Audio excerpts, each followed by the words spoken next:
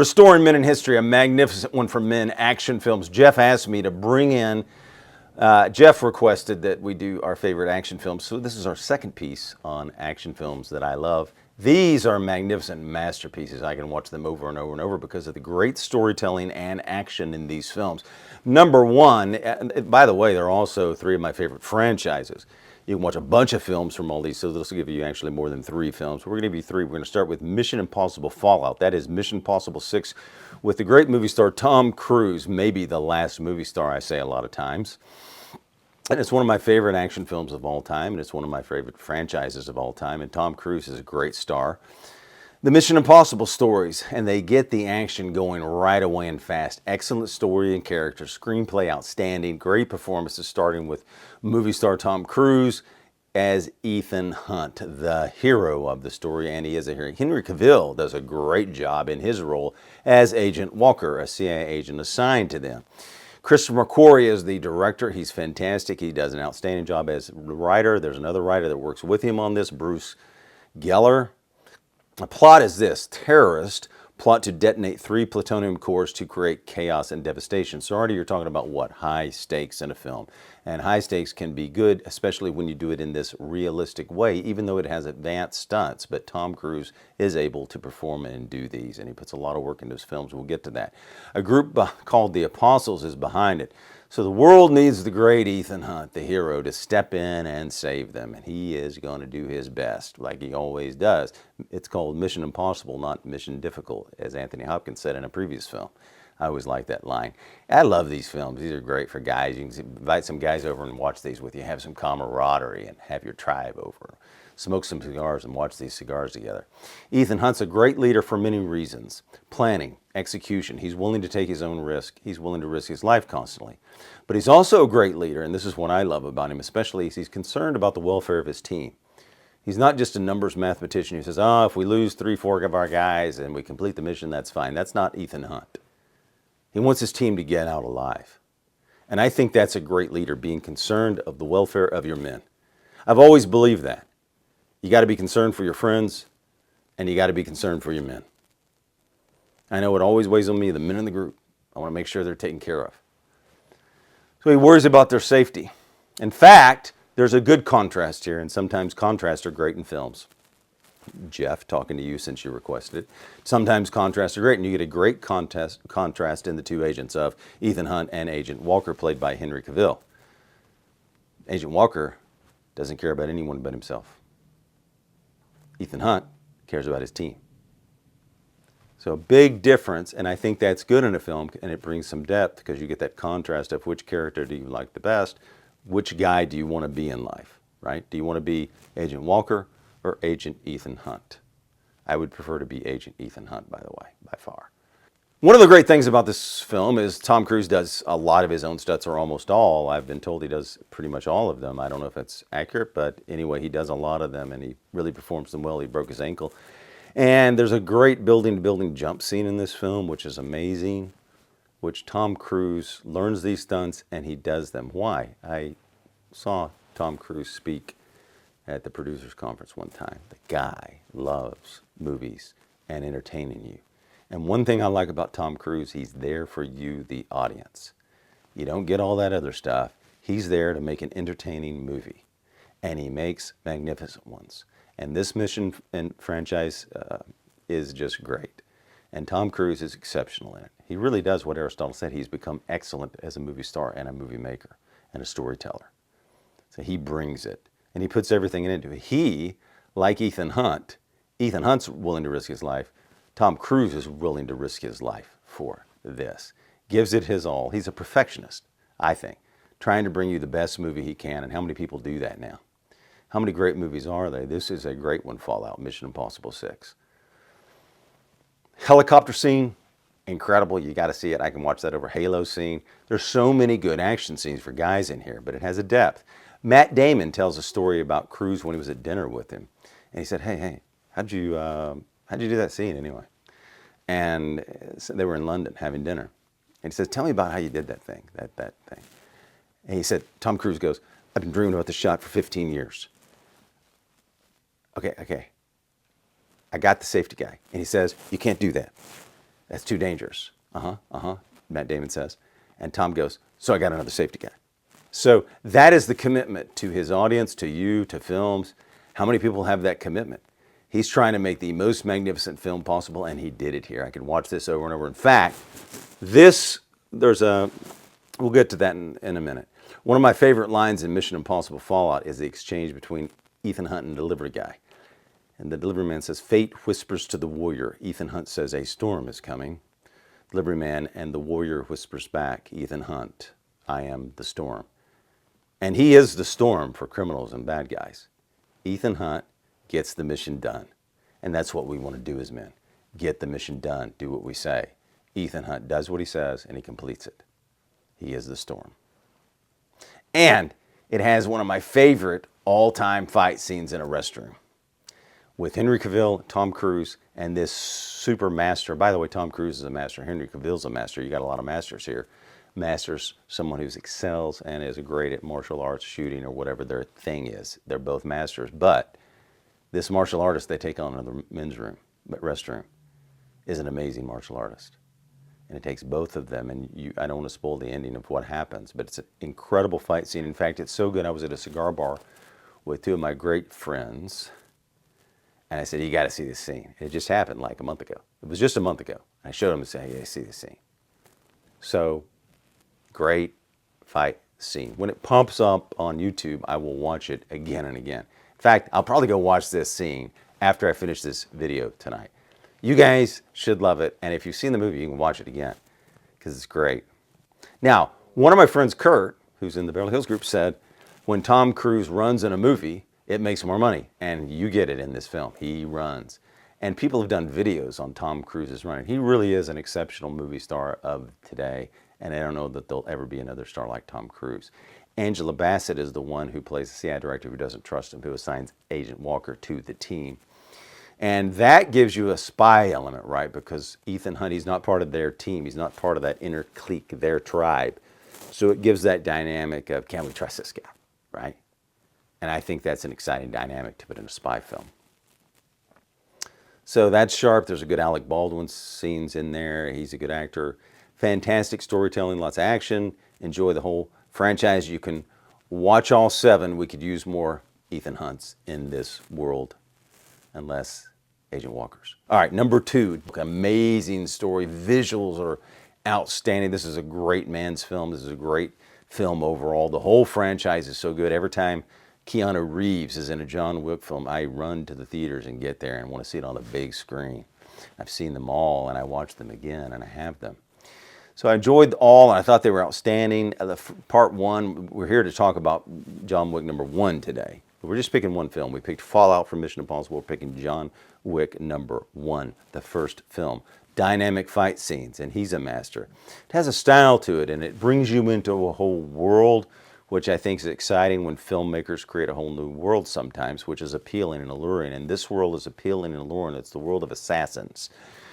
And they bring the suits and the style and the world of Keanu Reeves has these black suits, dark navy suits with the dark shirts, with the dark ties, which gives him a style. It also gives him as a badass, as an assassin, as a master. And he is the master of, and you're dealing with all these masters in John Wick. There's all these masters, master assassins, and he's the master of the masters. He's the best of the best. But the suits and the style and the world bring a sophistication and elegance to this film. John Wick is that guy you want to be. Sort of, comparison, if you think about John Wick and James Bond, James Bond dresses really well, John Wick dresses really well. And I think that's appealing and brings a level of sophistication and elegance to the film. That's different than a lot of action films that are down and dirty. Even though this does have tremendous violence and gets, rather visual and dynamic and exciting, and you have a lot of blood and violence, and you get dirty, you get the shirts get messed up, things get messed up, but there's still a sophistication to it. So great vision and wardrobe from how the characters should dress. This film has it all. Great soundtrack, great style in this film, and Keanu Reeves in the lead does a fantastic job because in all the frenetic activity, he's cool. He handles it well. And I think that's a great contrast to the film itself because there's so much so many fight scenes and so much action that Keanu Reeves helps it with that. And he's had a lot of training for this, and he had a lot of training in other films before this, which kept increasing his abilities. And he's a dedicated actor as well. Probably, I don't know if he is a perfectionist, but you looked at Tom Cruise earlier, look at this guy. What do these movies have in common? They have great stars. Keanu Reeves is one of the great stars. And he executes it well. He trained with Taran Butler. He's a famous guy in Hollywood who trains the movie stars in shooting. And you can see the real videos on YouTube of Keanu Reeves training with Halle Berry for the other film, not this one. But you can see him training by himself as well on YouTube. And he really does do the shotgun, the handguns, and he can shoot really well, and he can fight. He's trained in martial arts. So that brings a realistic element. And both of the things these films have are a lot of realism. John Wick brings you, even though it's fantastical in some ways, he brings a level of realism to it because he can do it, right? So, you know it's a different world and a world of assassins, and there's a heightened degree of, but you still believe it. Even though it's quite fantastical, you believe it. So John Wick's the best of the best. His backstory is interesting and gives this film a lot of depth. His wife got him out of being an assassin, so he's no longer an assassin, he's an ex-assassin. His wife had gotten him out of it, the love of his life, and you can tell they really love each other, even though you don't see her. But she has died of cancer. So at the beginning of the film, we see him all alone in his house, pretty sparse, and I thought it was striking because it kind of deals with an issue of today and today's men. A lot of men are isolated and lonely, and you get the feeling that he is isolated and lonely and doesn't have love, doesn't have friends, doesn't look like he has a visitor. The house is completely spotless. He just gets up, makes his coffee. It seems like he has a dull, routine life now without much life in it, without any love in it, without any friends. And I think many people and Americans are going through that, and they can identify with the lead character, Keanu Reeves, because a lot of Americans are isolated and lonely and have no friends, and they don't have love. And Keanu Reeves seems kind of lost in that. So his house is this huge house, beautiful, well kept, perfectly kept, in fact, and there's not a place out of order.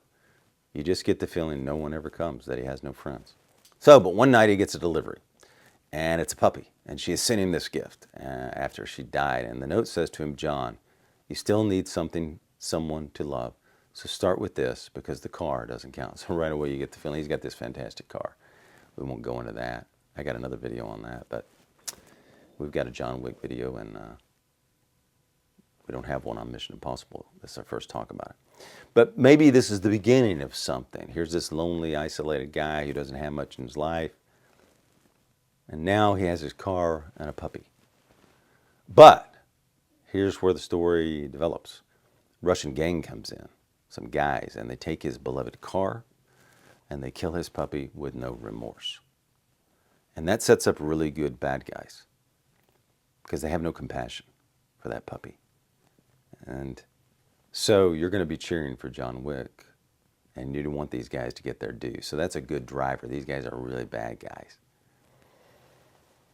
In fact, as I said, he's the master of the masters, and they set this up in a clever way with the Russian mobster talking about him, and he says this. He's the man you send to kill the boogeyman, and there's a whole boogeyman myth behind it. They took away the puppy and his first meaning for a while, you get the feeling of. So what's he going to do? Well, you know what he's going to do. His wife gave him that puppy, so it meant a lot. It had great meaning. So he's going to go take these guys out, and he is the master of the masters, and they're kind of scared. And here's another thing. You get the myth of Wick's character from another character, and I think that's a great way to do it. You can either show the character doing it or have other characters talk about them in a film. The Russian mobster, who's the father of the son who steals the car and kills the puppy, says this about John Wick. He says, John Wick is a man of force, commitment, and sheer will. I once saw him kill 3 men in a bar with a pencil.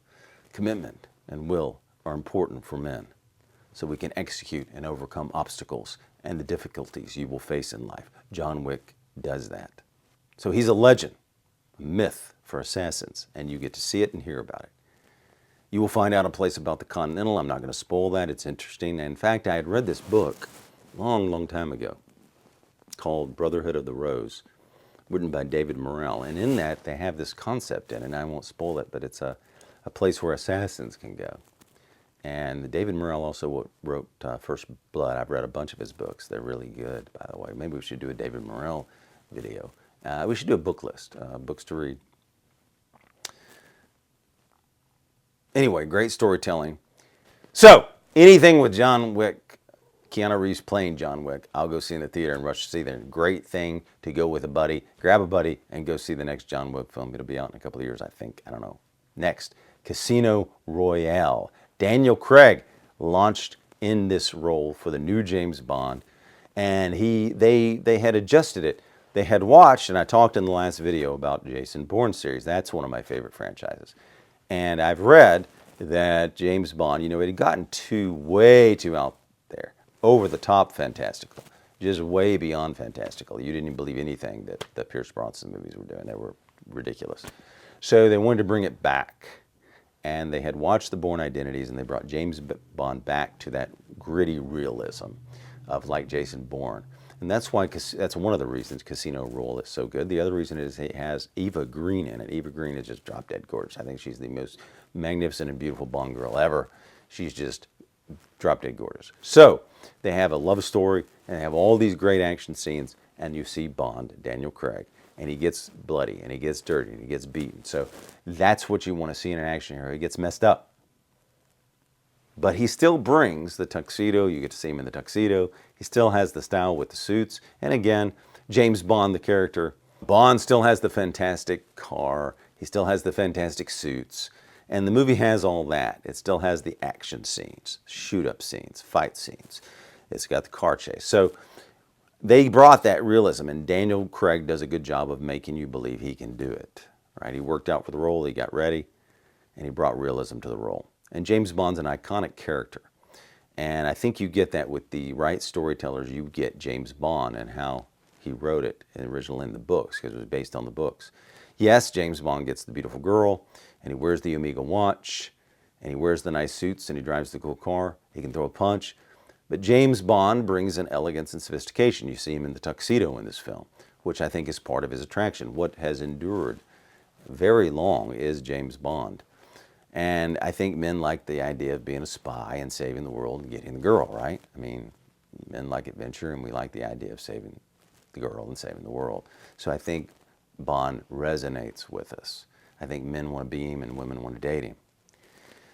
So what else, though, makes, in a deeper way, Bond so alluring and attractive to both men in a deeper way? And I think it's because he has all the exterior, right? He's got the Aston Martin and the Omega watch and the nice suits and the sophistication and the elegance, but he can throw a punch and he can take care of himself, right?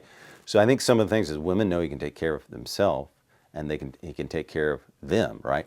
Women want security, right? Bond can protect them, so that's attractive. And he knows exactly what he's supposed to do. He has a purpose and a mission. I think men need a purpose and a mission. I think women are attracted to men with a mission and a purpose. And he has that. He knows exactly who he is and what he's supposed to do every day. He knows when he gets up what he's supposed to do. He takes decisive action. He takes the initiative. Those are manly virtues. He drives toward the goal of what? What is his goal? Saving Queen and country. So he knows the meaning of his life, and he knows his purpose. He's a risk taker. He's willing to die for his country, and he's willing to sacrifice himself for a larger purpose. He's not in it for materialism. He's in it for Queen and country.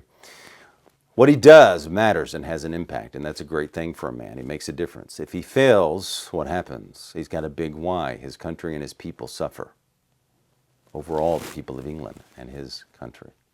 So he has a life of adventure and commitment. And the most beautiful Bond girl, Eva Green, she's drop dead gorgeous in the film. They have a great love story, and he's willing to die for her as well as sacrifice himself for her. And you see that in the story. Great scenes between Eva Green, Daniel Craig, great chemistry. Very worth watching the chemistry between them. And he has the opportunity, great, incredible fight scene with a sword on the stairwell, protecting Eva Green as they go down. And you can tell he's willing to die for her. And then later in the movie, he's willing to die for her. So I think another great scene, and this really shows how great he is. He almost dies in the middle of the film, or at some point in the film. And when he comes to, because he's been out of it, she's there with him. And she has inserted something and saved him. He's been poisoned. comes out of it. You know what the first thing Bond says is to Eva Green? You okay? Now that is a man. Worried about the girl he loves first. Not, am I okay, blah, blah, blah. Just talked about her. Ask her, is she okay? And I think that's a great moment in film. And there are many other good scenes with Eva Green and Bond, but I'm not going to spoil them. Masterpiece of a film, magnificent film, The Matrix, with Keanu Reeves again. So we've done 2 Keanu Reeves films today. It's a simulated world humans live in, and they are slaves for the machines that created it. This Matrix, perfect to watch today, resonates today because of all the technology and the technocrats, virtual reality, thinking about AI. These machines have enslaved humans. It's in a virtual reality. So this is very relevant for today. First time I saw it, I was blown away. It's, by the way, visually stunning. It's not a boring thinking film. It's an action film all the way with visually stunning films, great fight scenes, incredible. Just great shootout scenes, lots of weapons, lots of fun stuff. This is a great film for guys. But it also provokes thoughts, and when you go, if you watch it at home and then you invite a buddy over, you guys can talk about it over. If you've seen it the first time, invite a bunch of guys over and see it again with a bunch of guys, and then you guys talk about it, because have your tribe over. Have your tribe over and talk about it. It's a film you can talk about. I remember the first time I saw it, we went and talked for a long time about it, what its ramifications were, what does it mean to society, what future society looked like. All those free will, right? Because thinking, are we going to have a thinking society? Are we still going to have free will? Life direction, where are you going to go? So it was fresh, it was new, it's a masterpiece, and I think it will make you think and entertain you. Taking risk, not being complacent is a theme. Stepping out of the system. Can you get out of the establishment? Can you deal with the establishment? Can you deal with the system? Do you want out of the system? These are all questions this film asks. Fight scenes, fantastic, visually stunning. I've talked about that. Fantastic script and directing. It has the depth because people do get lulled into systems. And that's become kind of an analogy for today. The VR and all the time on screens at home. Morpheus, played by Lawrence Fishburne, great in the role, talking to Neo, Keanu Reeves. And Reeves is perfect for this part as well. Morpheus says this, and you get the depth of the film: I'm offering you a chance to see the world, to see the truth, to see the reality. Now, how many would choose to see the truth today? How many want to see the truth? See, that resonates today, and it's still going on. Think about years ago and what happened. How many would choose that today? How many did choose that years ago? And that raises a lot of questions, and I think the movie raises a lot of questions. Wachowski brothers directed it. They did a great job. They brought in this guy, this Hong Kong film director and fight choreographer, Yu Wu Ping. I hope I pronounced it right. I'm not sure I did. But he uses these wires. So it's not just some CGI film, even though in a virtual reality that would work better, right? But they're on these wires, and the action is just fantastic. And they didn't have to lean on CGI as much as some of you see the modern films, because he worked with this master, and they trained on the wires. And everybody trained for this film, and this guy from Hong Kong trained all the actors in how to do it, and they did it. So what you see was believable, because they were really doing it on wires. So they were actually doing it, not just CGI, and not just stunt guys. So they were well trained, and that always brings a realism to the film. So, and you know, truth, some people don't want to hear the truth, right? They say, I'm closing my ears, I don't want to hear the truth, right? I've been told that. So it goes along with that. Morpheus tells Neo this as well, and I think it's fitting for today to read this quote. The Matrix is a system, Neo. That system is our enemy. But when you're inside, you look around. What do you see? Businessmen, teachers, lawyers, carpenters. The very minds of the people we are trying to save. But until we do, these people are still a part of that system. And that makes them our enemy. You have to understand, most of these people are not ready to be unplugged. And many of them are so inured, so helplessly dependent on the system, that they will fight to protect it. Fits perfectly today, doesn't it? With what's going on right now. The movie themes are timeless. There's a political angle of tyranny and control through the film. Machines want you complacent and not thinking. And that's so true. Many people do not want to think anymore, right? And they want to defend the systems. And look how many people try to protect the systems and corruption, or don't want to see the truth of a bad system, or they're protecting a bad system for power or gain or employment. But there's just a level of complacency in some, and just keeping the current systems, whether they're good or bad, and even if they're wicked. And then we get to the most famous line in the film that I wanted to do, from Morpheus to Neo. And Morpheus is like a mentor character. And there's the Trinity in this, but I'm not going to spoil that. But it's kind of a Trinity thing with these three main characters, Trinity, Morpheus, and Neo. And we'll get to Trinity in a minute. This is your last chance. After this, there's no turning back. You take the blue pill, the story ends. You wake up in your bed and believe whatever you want to believe. You take the red pill, you stay in Wonderland, and I show you how deep the rabbit hole goes. So what has to happen first? He has to make a choice, a decision. And I think humans have to make decisions and choices in life. Today, tomorrow, next year, you're going to have to make choices and decisions that will affect your life and others' lives. How many would choose the truth and reality today? How many would choose to exist in a simulation? How many would choose the more difficult path over the complacent, easy way? How many people would choose to stand for freedom over complacency and entertainment? I think these are all questions the film raises. And we saw what happened a few years ago, right? How many would risk their lives for freedom? Trinity, one of the greatest characters. She is so cool. Trinity's played by Carrie-Anne Moss. She was wearing this fantastic leather outfit. Wardrobe did a great job. And style can bring so much to a film. If you look at all three of these films, they all have a style, especially John Wick in this one, The Matrix. They take you into a world. They bring you to someplace new. But Carrie-Anne Moss is so sexy and so cool in this film. She's got this black leather outfit through the film. She's got black sunglasses on at night, and she is just rad. She is cool. Probably, she may be, and because it's in a virtual reality world, you don't mind all her fight scenes at all, because it's virtual reality. So she could be doing this. She can execute it. She's trained as well. But the point is, most female action characters are just, not fantastic, right? But she's probably the best of all of them. In this film, she is the coolest female character who does that kind of thing I've ever seen, that I've liked. And it's in virtual reality, so you can believe it and buy it. So you can't beat it. She's got style. She's so sexy. And right away, she's the introduction to the film. You start on her, and she's in this it's amazing introduction scene. One of the best introductions, gripping right from the second you get in there. The film will grip you with Trinity.